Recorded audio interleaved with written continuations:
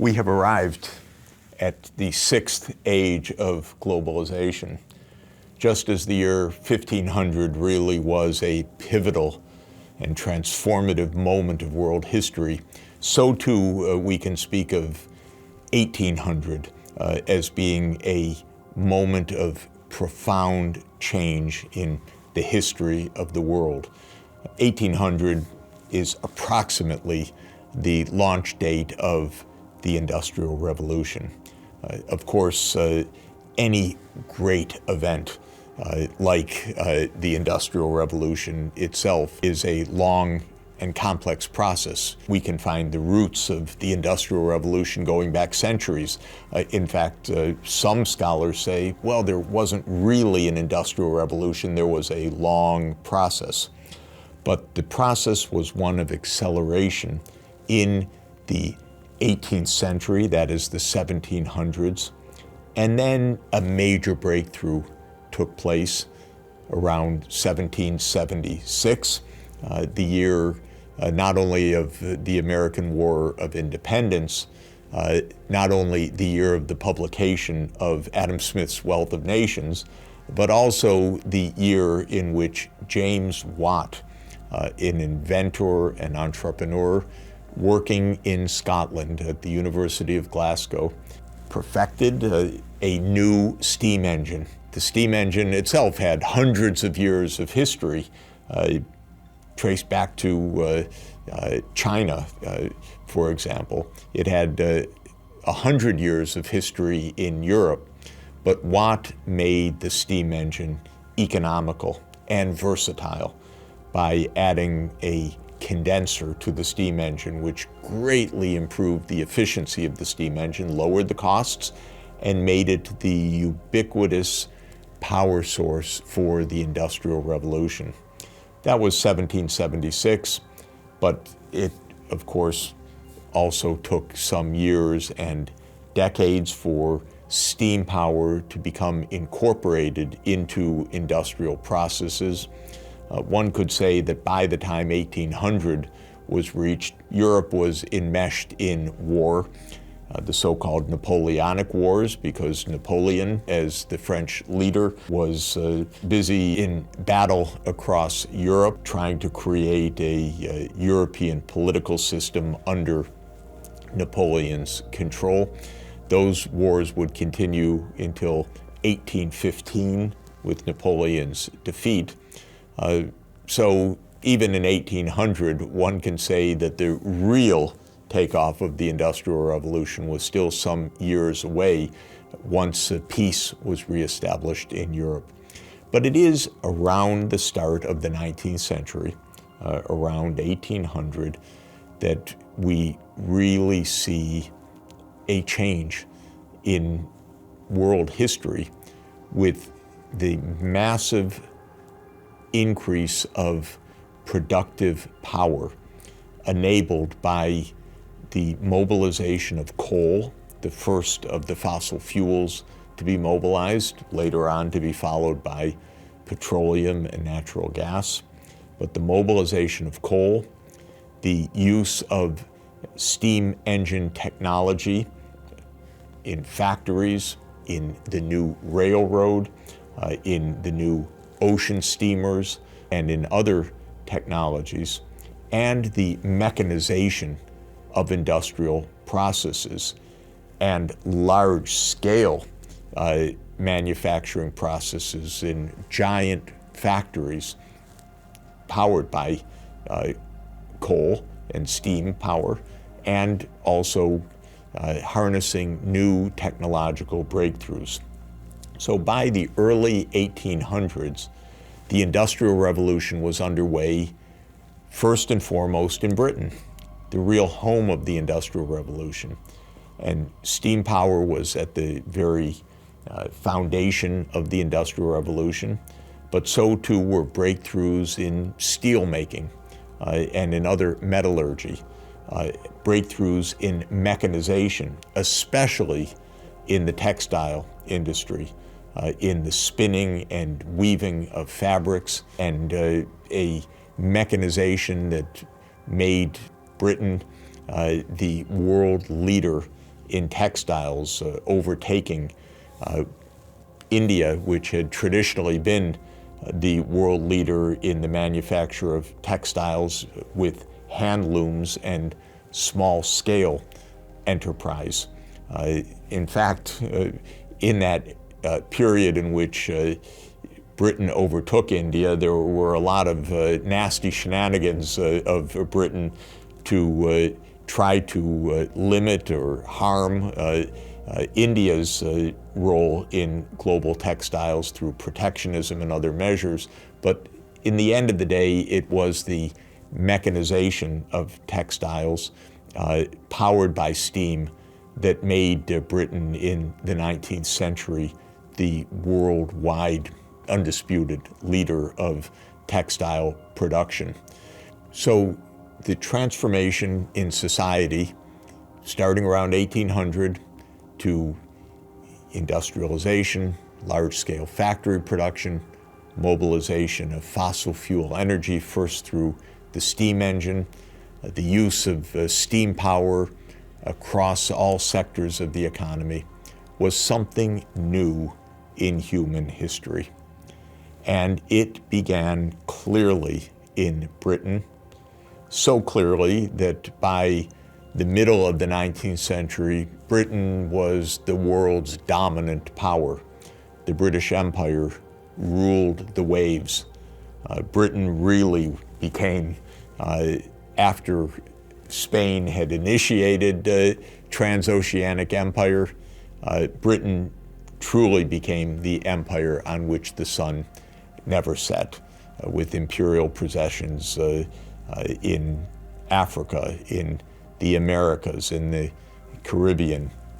across Asia, and the crown jewel of the British Empire being India, the proud possession of Britain, the hundreds of millions of Indians that now were part of the British Empire. The enormous advantage of Britain,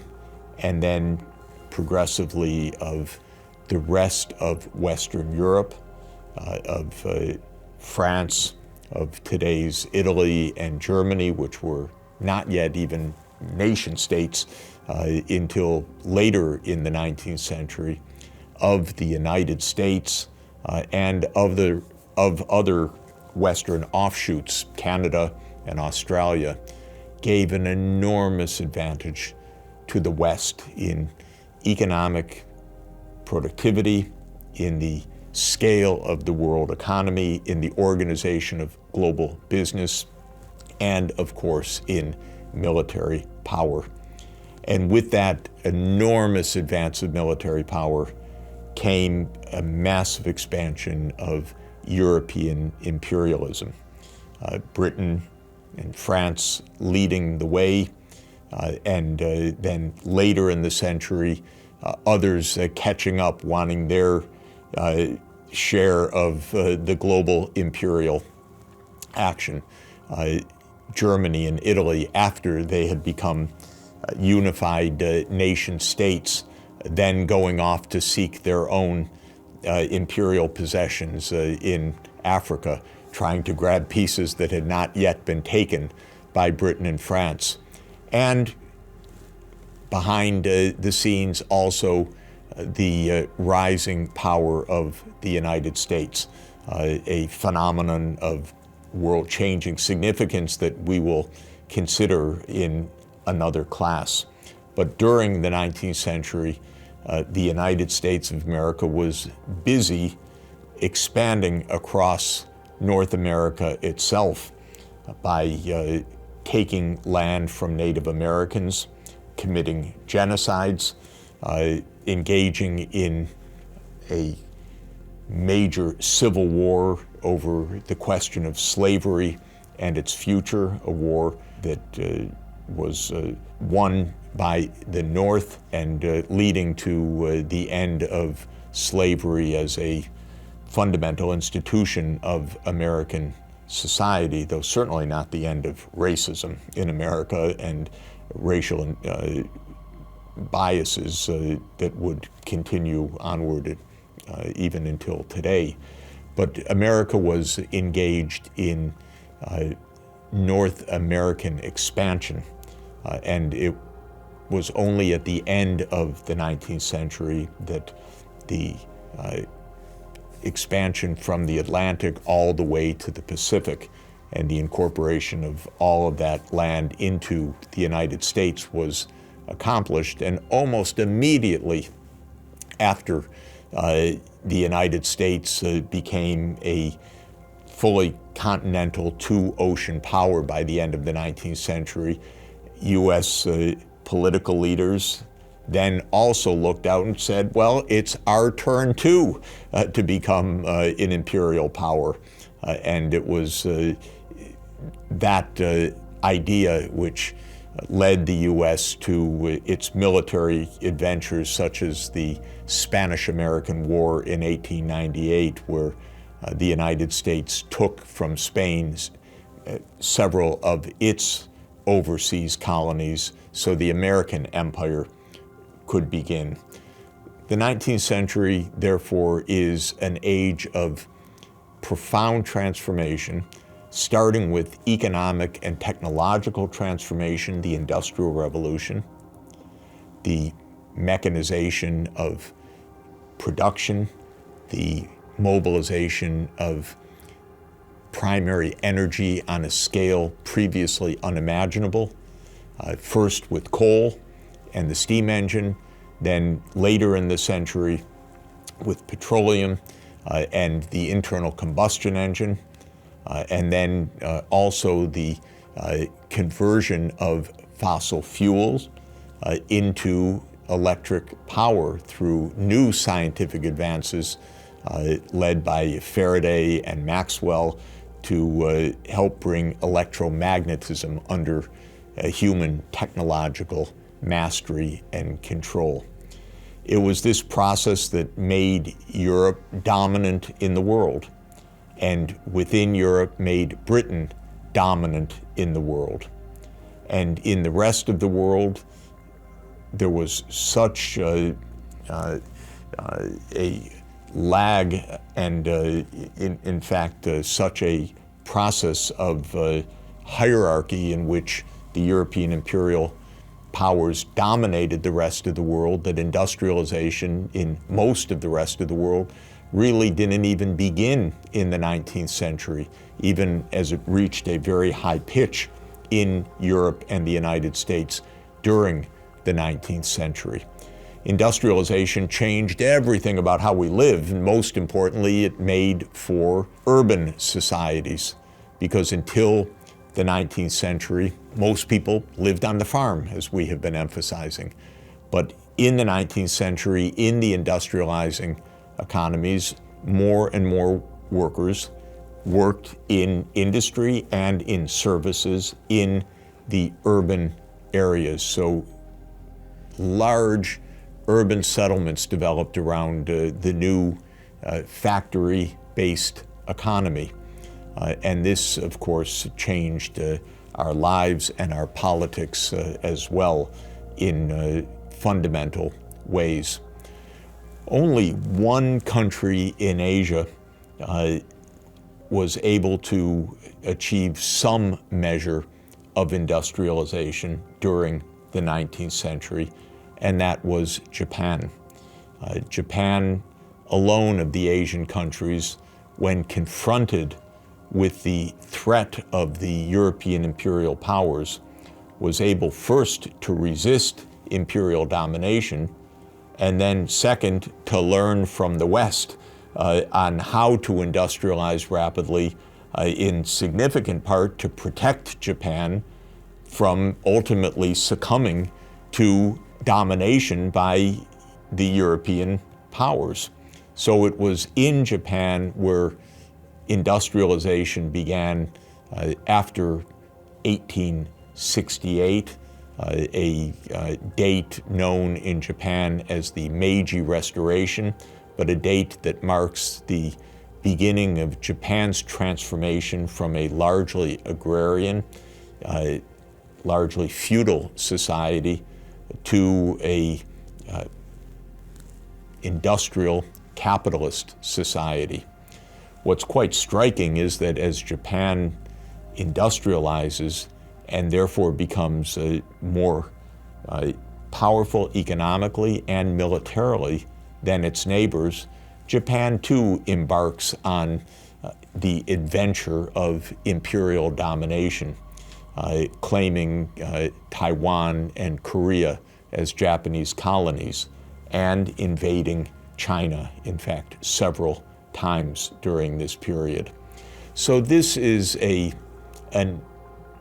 century of profound transformation that we are considering in every sphere of life, in every part of the economy, in every aspect of demography, because the Industrial Revolution also enabled a massive increase of food growing and therefore a massive increase of population worldwide. The 19th century has therefore been labeled by economists as the birth of modern economic growth, of economic development so rapid that it occurs before one's eyes, within a lifetime, within a generation, within a period of a few years even. And this was something new in history. So as we